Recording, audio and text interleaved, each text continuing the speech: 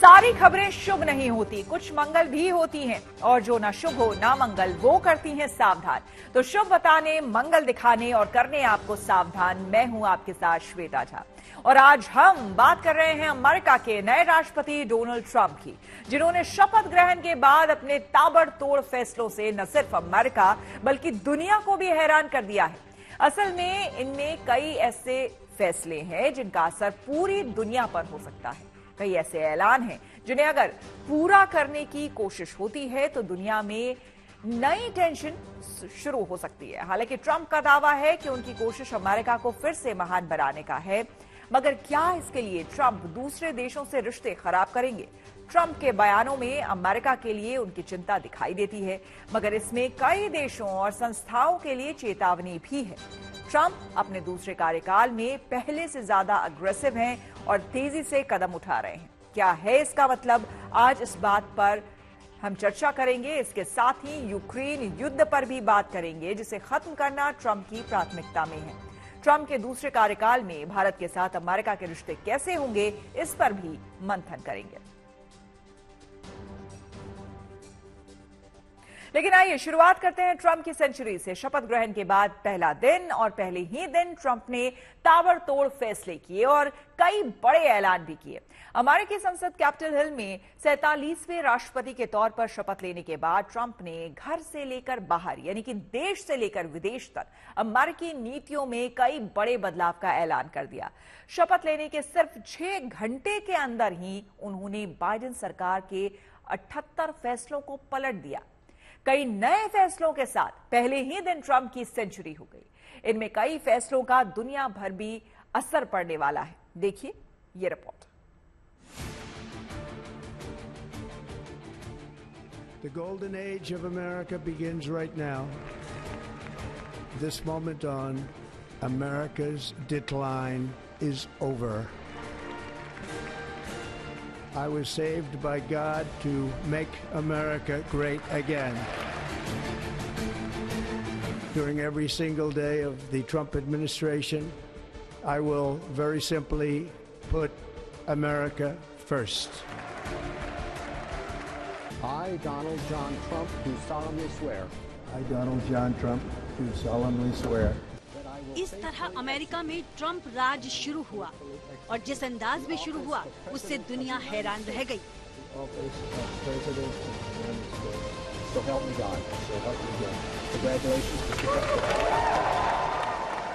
America और पूरी दुनिया में इस वक्त सिर्फ ट्रंप की चर्चा है, क्योंकि इससे पहले शायद ही किसी राष्ट्रपति ने अपने शपथ ग्रहण समारोह में ऐसे धमाकेदार ऐलान किए हों।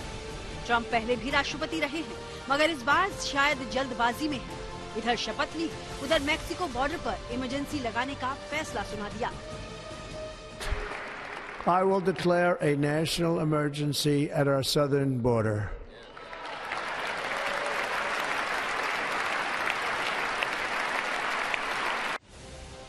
मैक्सिको बॉर्डर से अमेरिका में होने वाली अवैध एंट्री ट्रंप हर हाल में रोकना चाहते हैं, चाहे इसके लिए दीवार बनानी पड़े। इसके साथ ही ट्रंप ने देश में अवैध प्रवासियों की एंट्री बैन करने और अवैध प्रवासियों को पकड़कर बॉर्डर पर छोड़ने की पॉलिसी का ऐलान किया। ट्रंप के लिए मुद्दा सबसे बड़ा रहा है, क्योंकि एक रिपोर्ट के अनुसार अमेरिका में दुनिया के सबसे ज्यादा अप्रवासी रहते हैं। आंकड़ों के मुताबिक दुनिया के कुल 20% अप्रवासी अमेरिका में हैं। ट्रंप को लगता है कि अवैध तरीके से आने वाले अमेरिका में अपराध करते हैं, इसलिए उनको जाना होगा। जाहिर है ट्रंप के इस फैसले का असर पूरी दुनिया पर पड़ने वाला है, इसलिए दुनिया भर में हलचल है। लेकिन ट्रंप के ताबड़तोड़ फैसलों का सिलसिला यही खत्म नहीं हुआ। शपथ लेने के सिर्फ 6 घंटे के अंदर ही ट्रंप ने बाइडेन के 78 फैसलों को पलट दिया है।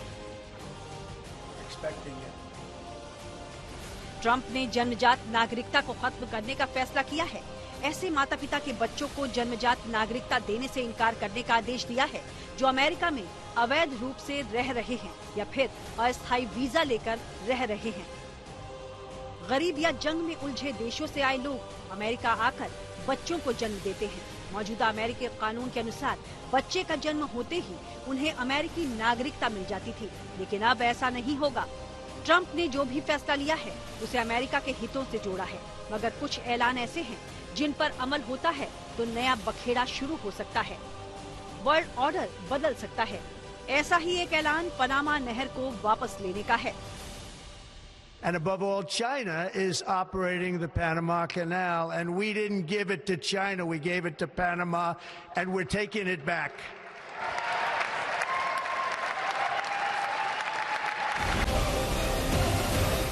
जिस शपथ ग्रहण समारोह में ट्रंप पनामा नहर पर हुंकार भर रहे थे और लगे हाथ चीन को लताड़ रहे थे, उसमें चीन के राष्ट्रपति को भी न्योता दिया गया था। सोचिए, अगर जिनपिंग मौजूद होते तो सामने से ट्रंप की ऐसी खरी खोटी सुनकर उन पर क्या गुजरती। खैर, चीन को पैगाम तो मिल ही गया है और उसी तरह मैक्सिको को भी ट्रंप ने मैसेज दे दिया है। शपथ ग्रहण समारोह से ऐलान किया कि मैक्सिको की खाड़ी को अमेरिकी खाड़ी का नाम देंगे। ट्रंप को कोई फर्क नहीं पड़ता कि पड़ोसी देश मैक्सिको उनके इस प्रस्ताव पर नाराज है, अमेरिका पर बयानों के जरिए पलटवार कर रहा है। ट्रंप को इस बात की भी परवाह नहीं कि मैक्सिको पर उनके ऐलान से ठीक पीछे बैठी अमेरिका की पूर्व उपराष्ट्रपति हिलेरी क्लिंटन तंज में हंसने लगी। हिलेरी ही नहीं, ज्यादा लोग मानते हैं कि ट्रंप के ऐसे दावे प्रैक्टिकल नहीं, फिर भी ट्रंप अपनी रॉ में बोले जा रहे हैं। ताबड़तोड़ फैसले और चौंकाने वाले मंसूबे। कनाडा को अमेरिका का 51वां राज्य बनाने का ऑफर दे चुके हैं। अमेरिका की सुरक्षा और तरक्की के लिए ग्रीनलैंड को खरीदने की योजना बना चुके हैं। For national security purposes, Panama Canal is vital to our country. It's being operated by China. Canada and the United States. That would really be something. You get rid of that artificially drawn line, and you take a look at what that looks like, and it would also be much better for national security. इस बार Trump दुनिया से युद्ध खत्म करने के ऐलान के साथ आए हैं, मगर पनामा नहर और ग्रीनलैंड को लेकर उनके जो इरादे हैं, अगर उस पर अमेरिका आगे बढ़ता है तो तय है कि कई नए विवाद और बड़ा अंतर्राष्ट्रीय तनाव शुरू हो सकता है। Bureau report, good news today. Trump दनादन फैसले ले रहे हैं और हर फैसला एक बड़े बदलाव की शुरुआत है, जिसका अमेरिका ही नहीं बल्कि कई देशों और संस्थाओं पर असर पड़ना तय है। ट्रंप ने अमेरिका के विश्व स्वास्थ्य संगठन यानी कि WHO से हटने से जुड़े एग्जीक्यूटिव ऑर्डर पर भी दस्तखत कर दिए हैं। ये दूसरी बार है जबकि ट्रंप ने WHO से हटने के आदेश दिए हैं। ट्रंप ने अपने पहले कार्यकाल के दौरान कोरोना महामारी से निपटने के लिए WHO के उठाए गए कदमों की आलोचना की थी। इसके साथ ही अमेरिका को इस संगठन से बाहर निकालने की प्रक्रिया भी शुरू कर दी गई। बाद में जब बाइडेन राष्ट्रपति बने तो ट्रंप का आदेश पलट दिया था। ट्रंप कई बार कह चुके हैं कि अमेरिका इस एजेंसी को बहुत ज्यादा पैसा देता है, जबकि इसका ज्यादा फायदा दूसरे देश उठाते हैं। जानकार मान रहे हैं कि ट्रंप अपने दूसरे कार्यकाल में टैरिफ वॉर शुरू कर सकते हैं। दूसरे देशों पर टैरिफ और टैक्स लगाने का ऐलान उन्होंने शपथ ग्रहण के बाद ही कर दिया। ट्रंप ने कहा है कि वे कनाडा और मैक्सिको पर 25% टैरिफ लगा सकते हैं। ये फैसला लगभग 10 दिन बाद 1 फरवरी से लागू होगा। ट्रंप ने चुनाव जीतने के बाद ब्रिक्स देशों पर भी 100% टैरिफ लगाने की धमकी दी है। माना जा रहा है कि ट्रंप के इस फैसले से अंतर्राष्ट्रीय स्तर पर तनाव बढ़ सकता है। एक बड़ा फैसला लेते हुए ट्रंप ने अमेरिका को फिर से पेरिस एग्रीमेंट से बाहर कर दिया। उन्होंने कहा कि इस एक तरफा पेरिस जलवायु समझौते से तुरंत हट रहा हूं। ट्रंप ने अपने पहले कार्यकाल में भी अमेरिका को इस क्लाइमेट डील से अलग कर दिया था। ट्रंप इस क्लाइमेट डील से अलग होकर अमेरिकी तेल कंपनियों को ज्यादा से ज्यादा प्रोडक्शन की छूट देना चाहते हैं। बाइडेन के दौर में इस पर पाबंदियां थी, मगर ट्रंप की नीति है drill baby drill. The inflation crisis was caused by massive overspending and escalating energy prices, and that is why today I will also declare a national energy emergency. We will drill, baby, drill.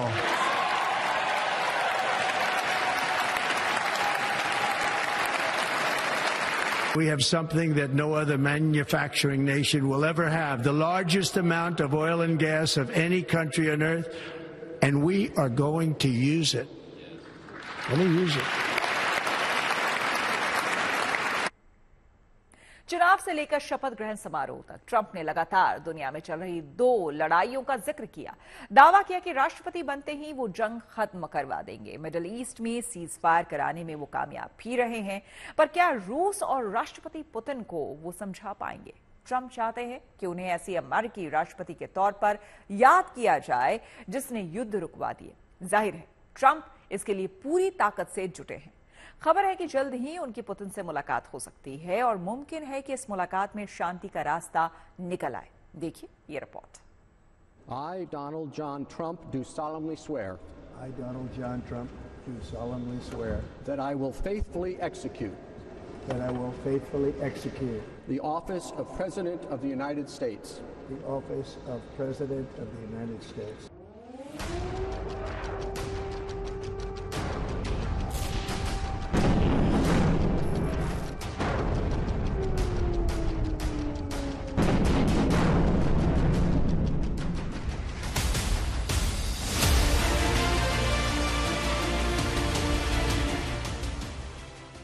ये बेबाकी Trump की पहचान है। देखने में अजीब जरूर लगता है कि जिस बाइडेन के साथ व्हाइट हाउस से निकले, अमेरिकी संसद पहुंचे, जिनकी मौजूदगी में शपथ ली और फिर सामने ही उनकी सरकार पर सवाल उठा दिए। बाइडेन के कार्यकाल के कई फैसलों को ट्रंप पलट चुके हैं, लेकिन बड़ा सवाल यह है कि क्या ट्रंप बाइडेन के दौर में शुरू हुई जंग को रोक पाएंगे? वो जंग जिसे लेकर ट्रंप का दावा है कि होती ही नहीं अगर वो राष्ट्रपति होते। Arrive at the Oval Office shortly after I win the presidency, I will have the horrible war between Russia and Ukraine settled, and it would have never happened. It would have never, ever happened if I was there. I used to talk to Putin about it. I've said it very openly. I talked to him about it. It was the apple of his eye. I said, don't do it, Vladimir. Don't do it, Vladimir.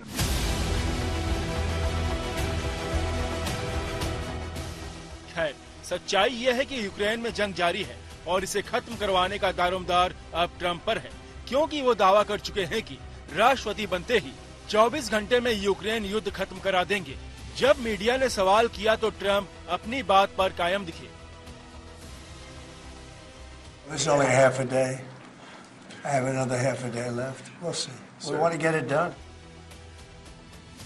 देखा जाए तो Ukraine युद्ध पर Trump का दावा हवाई नहीं है। उनके राष्ट्रपति बनने से पहले गाजा में सीज फायर का ऐलान हो चुका है। शपथ से पहले बंधकों की रिहाई के लिए हमास को चेतावनी दी थी, उसका भी असर हुआ। हमास की कैद से कई बंधक इजराइल अपने घर पहुंच गए। इजराइल के लोग ट्रंप को थैंक यू बोल रहे हैं। मगर इजराइल और रूस में फर्क है, ये बात ट्रंप भी जानते हैं। अगर पुतिन के मन माफिक समझौता नहीं हुआ तो रूस जंग जारी रखने पर अड़ सकता है। शायद यही वजह है कि ट्रंप जल्दी से जल्दी पुतिन से बात करना चाहते हैं। यूक्रेन और रूस के बीच समझौता कराना चाहते हैं। I mean, he wants to make a deal. I mean, he wants to make. Zelensky wants to make a deal. I don't know if Putin does. He might not. I don't know. He should make a deal. I think he's destroying Russia by not making a deal. I think Russia's going to be in big trouble. You take a look at their economy. You take a look at the inflation in Russia.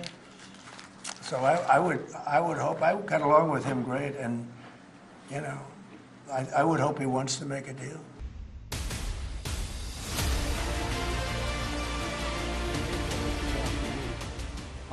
इसमें कोई दो राय नहीं कि Ukraine जंग खत्म करवाने को लेकर ट्रंप गंभीर है। शपथ ग्रहण से पहले खबर आई कि ट्रंप पुतिन से संपर्क करना चाहते हैं। पुतिन की तरफ से भी सकारात्मक जवाब आया। खबर है कि पुतिन ने ट्रंप को बधाई देते हुए कहा कि वो रूस यूक्रेन जंग और परमाणु हथियार के मुद्दे पर बातचीत के लिए तैयार है। मगर ये साफ नहीं कि बातचीत कब होगी, कैसे होगी और समझौते की शर्तें क्या होगी। हाँ, मगर ये सच है कि जंग को खत्म करने के लिए अमेरिका की कोशिश चालू हो चुकी है। डोनाल्ड ट्रंप सरकार के नए विदेश मंत्री मार्को रूबियो भी इसका संकेत दे चुके हैं। ट्रंप भी पुतिन को समझा रहे हैं कि जंग से ज्यादा नुकसान रूस का ही है। ट्रंप ने शपथ ग्रहण से पहले यूक्रेन के राष्ट्रपति जेलेंस्की को दो टूक लहजे में कहा था कि उन्हें हर हाल में समझौता करना होगा, यानी उनकी शर्तों को ट्रंप ज्यादा तवज्जो नहीं देने वाले। ट्रंप को ज्यादा चिंता इस बात की है कि अमेरिका यूक्रेन रूस जंग में $200 अरब झोंक चुका है। ट्रंप अमेरिका के हित में दूसरे देशों की जंग से दूर रहने का ऐलान कर चुके हैं। इसीलिए यूक्रेन के मामले से निकलने की जल्दी ट्रंप को भी है। इसीलिए जैसा कि national security adviser Mike Waltz ने कहा कि राष्ट्रपति ट्रंप की रूसी राष्ट्रपति पुतिन से मुलाकात की तैयारियां की जा रही हैं। मुलाकात होगी, बात होगी और शायद जंग भी खत्म होगी। Bureau report, good news today. Trump ने चीन को लेकर अपना रुख साफ कर दिया है। ट्रंप एक तरफ संबंधों को बेहतर करना चाहते हैं तो दूसरी ओर उसकी महत्वाकांक्षा पर नकेल भी कसना चाहते हैं। पर जहां तक बात है भारत की, तो साफ है कि अमेरिका फर्स्ट की नीति पर चलने के बावजूद भारत ट्रंप की प्राथमिकता में रहेगा और इसका सबूत अमेरिका की तस्वीरें हैं। हम आपको दिखाएंगे। वॉशिंगटन डीसी में प्रधानमंत्री नरेंद्र मोदी के नेतृत्व में भारत का प्रतिनिधित्व कर रहे एस जयशंकर शपथ ग्रहण के दौरान पहली कतार में बैठे थे, वो भी डोनाल्ड ट्रंप के ठीक सामने। ये ट्रंप की नजर में भारत की अहमियत दिखाता है। इस समारोह में हिस्सा लेने के लिए पहुंचे विदेश मंत्री एस जयशंकर अपने साथ प्रधानमंत्री नरेंद्र मोदी का पत्र लेकर पहुंचे थे, जिसे उन्होंने राष्ट्रपति ट्रंप को सौंप दिया है। इस समारोह में अमेरिका के नए मंत्रियों के साथ साथ वो अमेरिकी प्रशासन के बड़े अधिकारियों से मिले। जापान समेत कई देशों के विदेश मंत्रियों से भी मुलाकात की। एफबीआई के डायरेक्टर भारतवंशी काश पटेल से विदेश मंत्री की बात हुई। इसके अलावा वो अहम अमेरिकी अधिकारियों से मिले। जानकार दावा कर रहे हैं कि ट्रंप के नए कार्यकाल में भारत अमेरिका के रिश्ते और मजबूत हो सकते हैं। ट्रंप के शपथ ग्रहण पर प्रधानमंत्री मोदी ने अपने पोस्ट में लिखा कि मैं एक बार फिर साथ मिलकर काम करके दोनों देशों को लाभ पहुंचाने और दुनिया के लिए बेहतर भविष्य बनाने के लिए तत्पर हूं। आने वाले सफल कार्यकाल के लिए शुभकामनाएं। ट्रंप के पहले कार्यकाल में प्रधानमंत्री मोदी के साथ उनकी केमिस्ट्री जबरदस्त रही। कई मौके पर दोनों नेताओं ने एक दूसरे को दोस्त बताया। इस बार ट्रंप की मौजूदा टीम में कई भारतवंशी हैं। उनके मंत्रियों में भी भारत समर्थक है। इसलिए जानकार मान रहे हैं कि ट्रंप 2.0 में भारत और अमेरिका के बीच रिश्तों का एक यादगार दौर शुरू हो सकता है।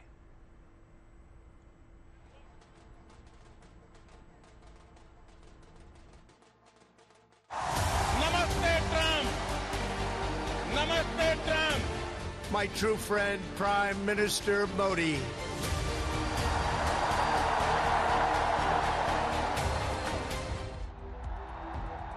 अमेरिका में दूसरी बार ट्रंप सरकार, पर इस बार भारत को लेकर क्या होगा ट्रंप का रुख?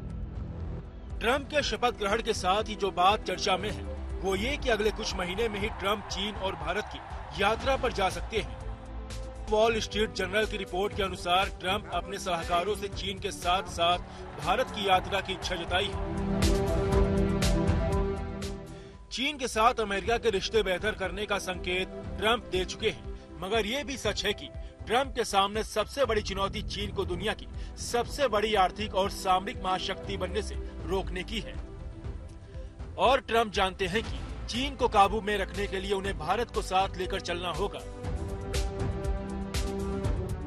देखें, there are the short term dynamics कि वो पहले भारत जाए या पहले चाइना जाए, निश्चित रूप से इसका भी महत्व है। जानकार मान रहे हैं कि ट्रंप के दूसरे कार्यकाल में भी दोनों देशों की दोस्ती और मजबूत होगी। ट्रंप के पहले कार्यकाल में भारत और अमेरिका के बीच रक्षा और रणनीति के मामले में कुछ अहम समझौते हुए, जिसकी वजह से आज भारत की हैसियत अमेरिका के मेजर स्ट्रेटेजिक पार्टनर की है। ऐसा लगता है कि ट्रंप आगे भी भारत के साथ ऐसे ही संबंध रखना चाहेंगे। अच्छी बात यह है कि ट्रंप की टीम में मार्को रूबियो है, जो अमेरिका के नए विदेश मंत्री होंगे। इसके अलावा माइक वॉल्टेज हैं, जो राष्ट्रीय सुरक्षा सलाहकार होंगे। दोनों ने भारत के साथ काम किया है और इन्हें भारत का करीबी माना जाता है। भारत के साथ दोस्ती को ट्रंप ने हमेशा तरजीह दी है। यहाँ तक कि चुनाव प्रचार के दौरान भी ट्रंप ने बांग्लादेश में हिंदुओं पर अत्याचार को लेकर ट्वीट भी किया था। माना जा रहा है कि बांग्लादेश में हिंदुओं पर हो रहे अत्याचार को लेकर ट्रंप स्टैंड ले सकते हैं। भारत की तरफ देखने का दृष्टिकोण है वो बदल चुका है और बदल रहा है जल्दी, क्योंकि जो आपने देखा है कैबिनेट में कैश पटेल हैं, विवेक रामास्वामी हैं, जो इंडियन डायस्पोरा के हैं, हिंदू के हैं, तो इनके रहने से जो वॉइस मिल रहा है, जो आवाज मिल रहा है हिंदुओं के इश्यूज को, वो बहुत इम्पोर्टेंट है और बहुत उसका महत्व है। इस बार राष्ट्रपति चुनाव में ट्रंप का फोकस भारतीय समुदाय पर रहा। चुनाव जीतने के बाद जो टीम उन्होंने बनाई है, उनमें कई भारतवंशी और हिंदू हैं, जो भारत के पक्ष में अमेरिकी नीतियां बनाने में एक बड़ी भूमिका निभा सकते हैं। साथ ही माना जा रहा है कि दोनों देशों के संबंध नई ऊंचाई पर जा सकते हैं। ट्रंप के दूसरे कार्यकाल में भारत के साथ अमेरिका के रिश्तों में सबसे बड़ी चर्चा आर्थिक संबंधों को लेकर है। हालांकि उनके पहले कार्यकाल में भी आर्थिक मुद्दों को लेकर कुछ तनाव रहा था। चुनाव अभियान के दौरान भी ट्रंप ने भारत को टैरिफ किंग कहा था। पर अब सवाल है कि क्या इमिग्रेशन और H-1B वीजा को लेकर अमेरिका की नीतियां भारत के प्रति सख्त हो सकती हैं? अमेरिका फर्स्ट की नीति को ट्रंप किस हद तक लागू करते हैं, ये देखना होगा। स्पेसिफिकली H-1B के बारे में मैं ये कहना चाहूंगी कि एक massive agenda, a propaganda, also a campaign, a cohorted campaign started, basically coordinated. जानकार मान रहे हैं कि ट्रंप के दूसरे कार्यकाल में एलन मस्क भारत के ईवी बाजार में एंट्री करने की कोशिश करेंगे। टेलीकॉम और इंटरनेट सेक्टर में भी उनकी मौजूदगी की संभावना जताई जा रही है। Bureau report, good news today. उम्मीद है आपका दिन शुभ रहा। तो कल की मंगल कामना के साथ आपको रहना है सावधान। तब तक के लिए मुझे यानी श्वेता झा को दीजिए इजाजत, लेकिन आप देखते रहिए गुड न्यूज टुडे।